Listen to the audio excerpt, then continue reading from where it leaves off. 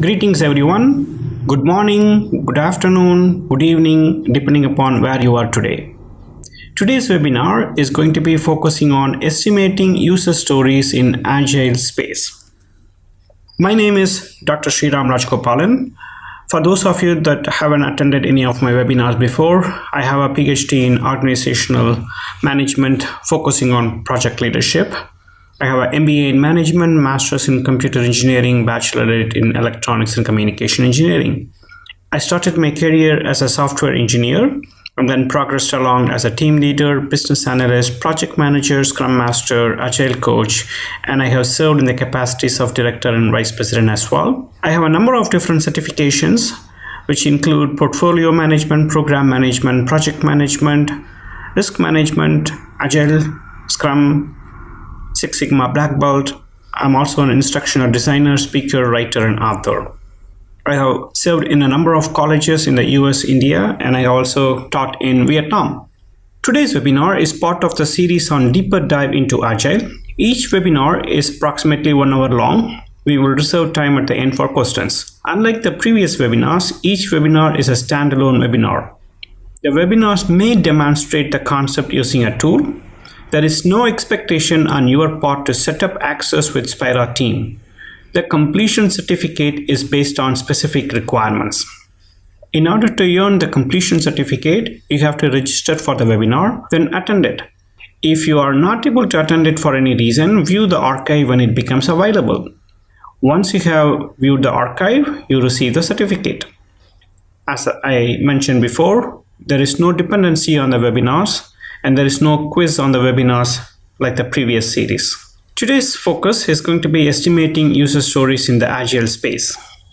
Frequently, people ask me whether estimation in Agile is different from estimation in other approaches. My simple answer is that estimation in Agile is not vastly different from estimation in other approaches. Estimation in all approaches first march towards how long or how much certain work will take to complete. The when to deliver comes much later. So let's first get grounded on some elements of estimation. The first one we will focus is accuracy. When it comes to accuracy, there are a number of things that we have to take into account. The first thing is the order of magnitude. So this is looking at a very high level, whether or not we should even consider doing certain things. Now then we move into the feasibility of, okay, what are all the different things that are required in order for us to gain confidence that this can be even done. Then the next one is going to be focusing on the preliminary estimate as to how much it's going to cost for us to do this. Just because we have capability to do certain things doesn't mean that we can afford it. The next one is going to be substantive estimate, which basically focuses on how do we move forward.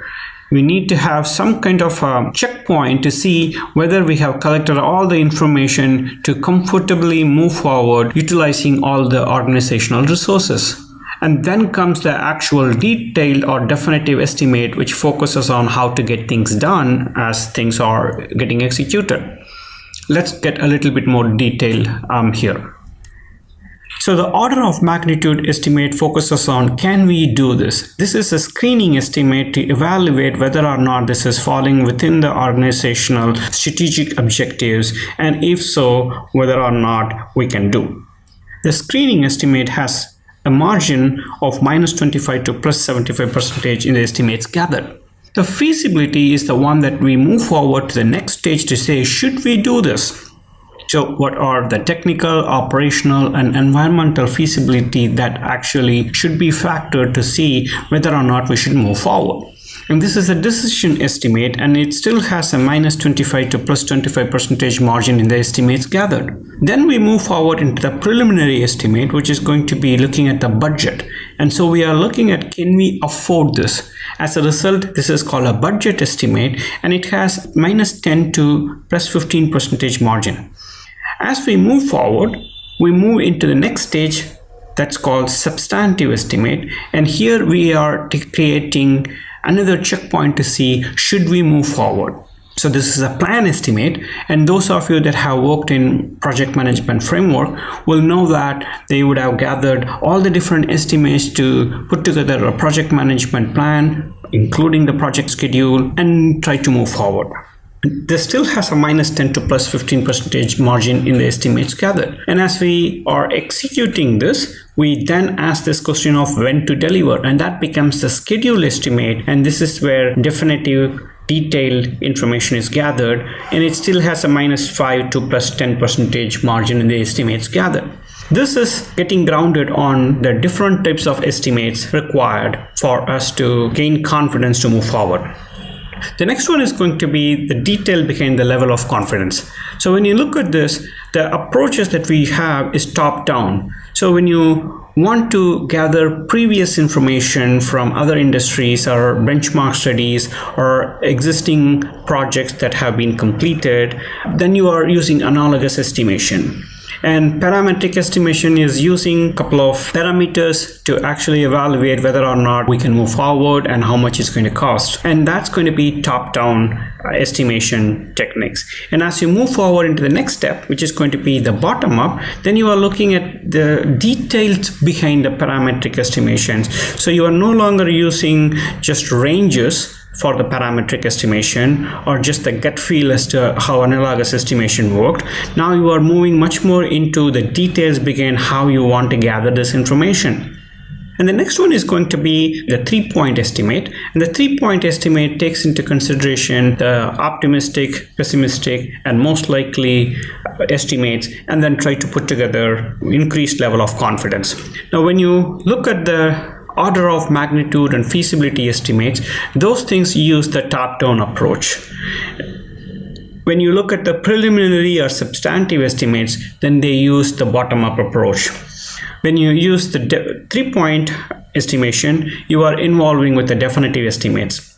And different people come into play in providing these estimates. When you are using top-down or bottom-up, you are using expert judgment. So expert judgment is a mechanism by which you are engaging with both top-down and bottom-up estimation approaches. Similarly, when you are looking at top-down and 3-point estimates, you are again engaging with different kinds of experts, but still subject matter experts are coming into the play. When you are looking at the bottom-up and 3-point estimation, you are getting the team to actually provide, because it's ultimately the team that's going to involve in doing the work, and so they are actually coming into the play.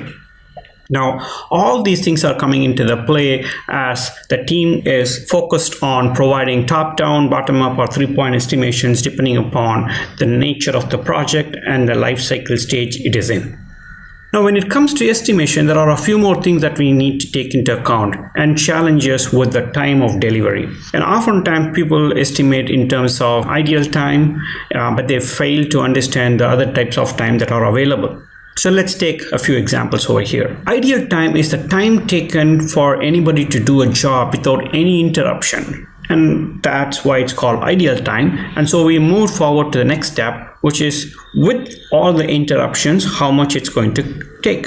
And that's the elapsed time.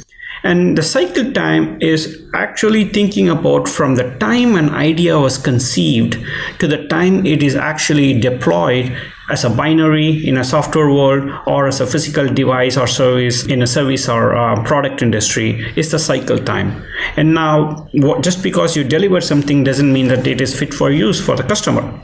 So takt time is the time taken for the finished product to meet the customer's demand.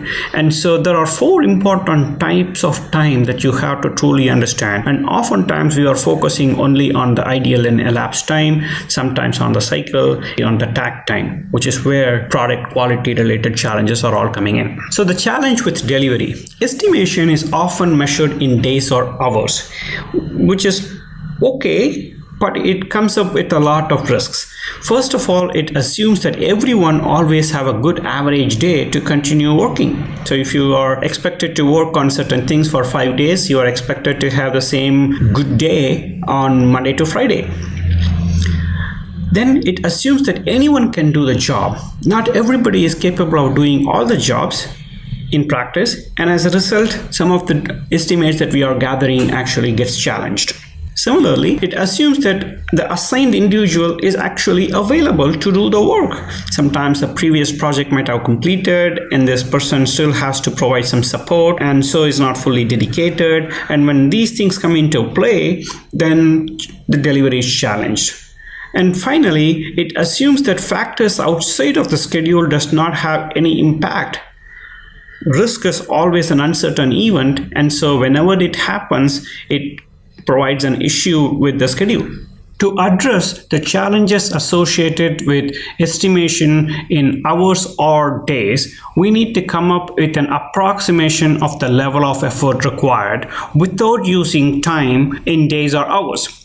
This is where the story point comes into play. Now, critical to Agile is its focus on team commitment and self-organization. Therefore, the measure of the team's ability to deliver the committed work is pivotal.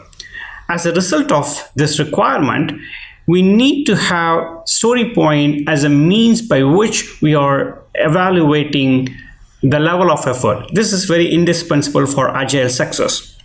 This is where Fibonacci series comes into play. Now, Fibonacci series is a very good technique for us to have initial story points like 1s, 2s, and 3s that are indicative of the minimal effort required, and as the ambiguity increases, the higher story points from 5, 8, 13 and above are providing ambiguity.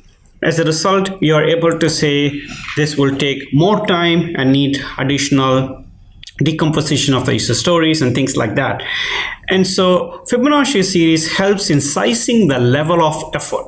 Now, when you are trying to look at the estimation unit, the most often mindset is to start thinking in terms of the time. As we already talked about story point, it helps in approximation. This is the first thing we should try to avoid, estimating in days and hours immediately. Instead, we should start sizing up the level of work. And there comes some affinity estimation techniques where you are able to come up with whether this is a small level of work, medium level of work, large work, or extra large. And t-shirt sizing is often used to indicate whether it is small or large or extra large. You can also use the coffee cup sizes like the tall, grande, venti, and trenta to actually do the similar work. But at the end of the day, it's just an approximation.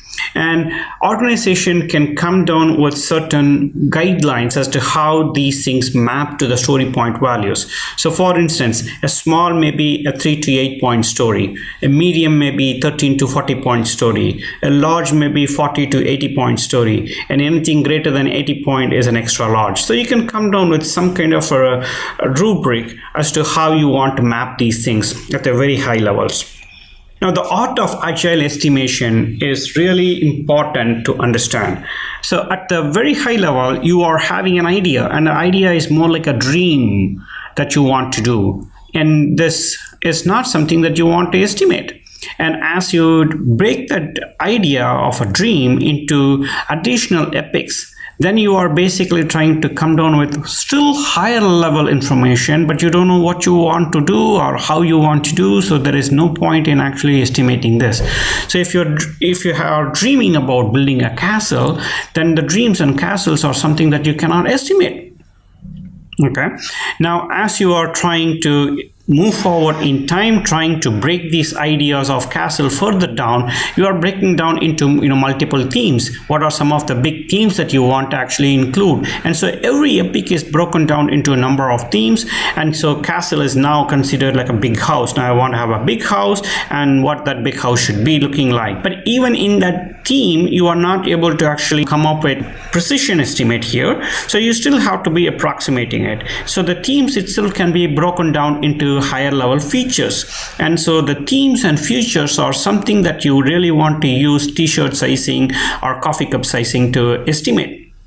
Now, these things are still higher ballpark estimates, so you really want to break down to additional points, and so the features are getting broken down into the user stories. So my big house as a theme was broken down into a duplex home as a feature, and within the duplex home feature, I am breaking down to 2-bedroom apartment now, a 2-bedroom condo. So now when you look at 2-bedroom apartment or a 2-bedroom condo, then you know what is it that you are trying to do. do. So this is the user story. So the user story is getting is coming over here, and the user stories themselves are going to be broken down into multiple tasks. In order for me to complete these user stories, then I need to actually start doing a few things, and those are the tasks, and those tasks can be estimated in hours. So as you see, the time horizon moving from a big house to a 2-bedroom apartment, and in terms of the tasks for getting loan approval or pre-approval, then you are able to size up the efforts in hours. So the more you are on the left hand side, you do not want to estimate, and the more you are moving into the right hand side, you are able to estimate in hours, be able to deliver this work. That's the art of agile estimation. Now, there are certain properties that you truly have to understand for us to properly estimate. And prerequisites for backlog at this point is to have 4 important characteristics, and that's called deep property, and it's primarily detailed appropriately. It's neither too much nor too little information that you can use for estimation purposes. In order for you to have the estimation, it should be unambiguous so that you are able to truly estimate what it is. So even when you are using the t-shirt sizing or coffee cup sizing, you should be able to think in terms of how big or how small this particular user story would be. Emergent stories, it's constantly going to be emerging as a result of multiple iterations, getting feedback and processing through the delivery. And it needs to be in such a way that it is associated with a minimum viable product and the minimally marketable features, so it's properly prioritized by the product owner or the agile project manager. Those are the 4 important characteristics of the product backlog. Now, as you move forward into the actual user story itself, you have additional information, and that prerequisite is called invest property, and the invest property applies to a user story, and it stands for independent, negotiable, valuable, estimable, small, and testable. So the independent nature of a user story avoids substantial planning, and it helps in prioritization.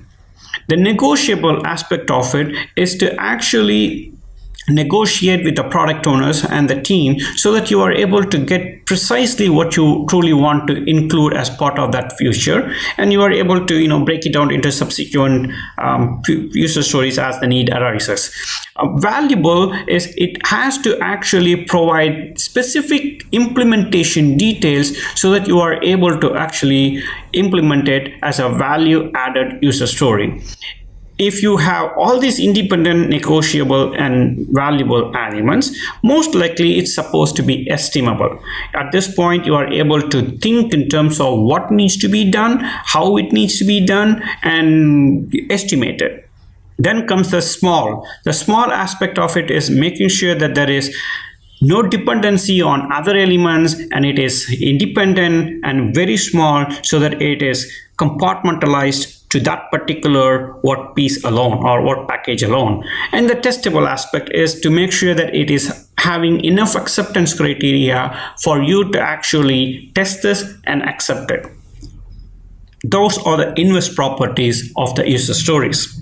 Now, the user story itself has 3 important elements.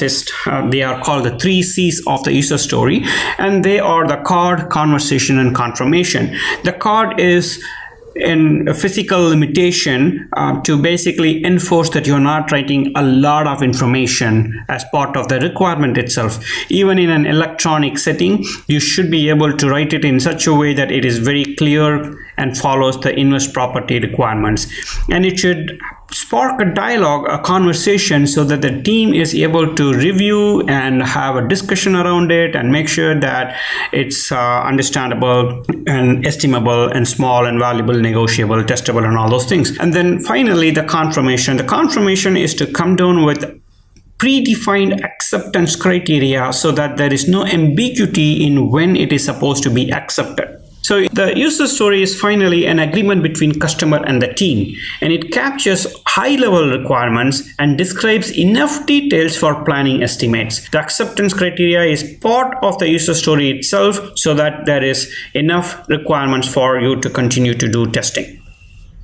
Now, these are two examples of a user story format. Most often, the user story format A is the one that is often used, and the user story format B is infrequently used. So the format is as a frequent flyer. That means I'm creating a persona. So for that persona, I want to set up preferences for flight notifications, which means I'm planning to do something, so that what is the value? I can access the notifications at my preferred communication channel. So this is a simple user story that continues to provide requirements in a very succinct format.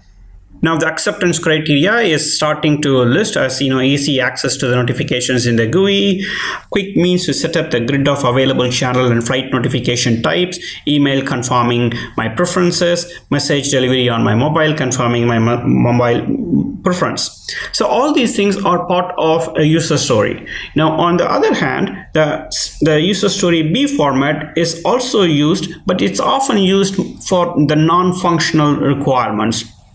So the format is given certain condition, when something happens, then something should happen. That's more or less the format. So here, given 20% of the unprocessed call volume, when remaining time to process the volume is less than 2 hours, then a production alert should be raised to increase the ports or the throttle. Expected hourly call volume is first calculated before initiating the calls. Calls are prioritized by time zone for processing. Separate process folds and records real-time updates in the dashboard, and there is a call queuing availability so that you are able to incorporate the new ports and throttles that are being added. So that's an example of a second user story format. So there are two different user story formats. So now, what are the golden rules for the best practices for estimation? The 100% rule states that the WBS represents 100% of the project scope with all internal and external deliverables. The same logic applies for agile approaches, where the release plan is supposed to represent 100% of the MVP scope, representing value to customer and business. So the middle column here representing the traditional or plan-driven approaches still line up with the rightmost column aligning with the agile approaches.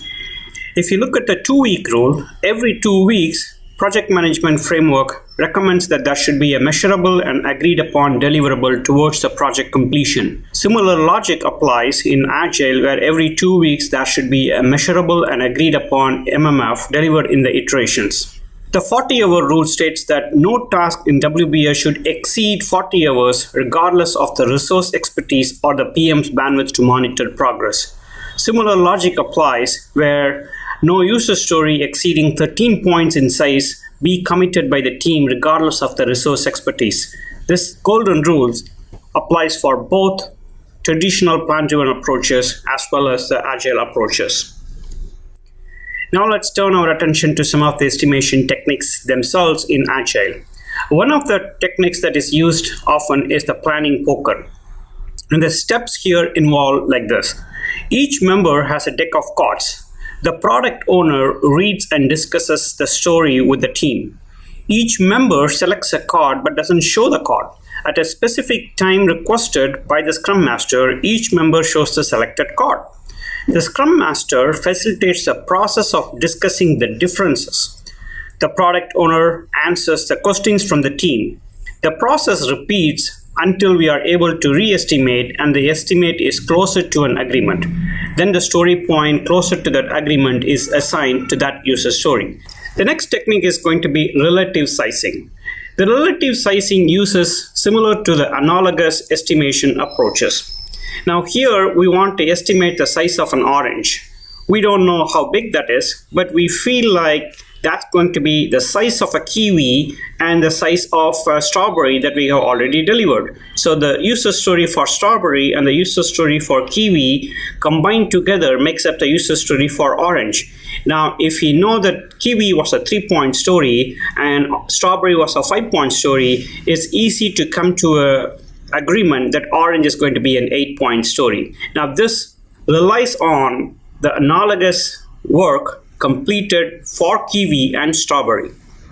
The next approach is the affinity estimation, and this is not something new at this point because we have already introduced this. Instead here we are trying to come up with a lot more granular story points for each of the t-shirt or coffee cup sizes. So the small may be a 3-point story, a medium a 5-point story, a large a 8-point story, and an extra large a 13-point story. This is the reason why we said we don't want to commit a larger story more than 13 points.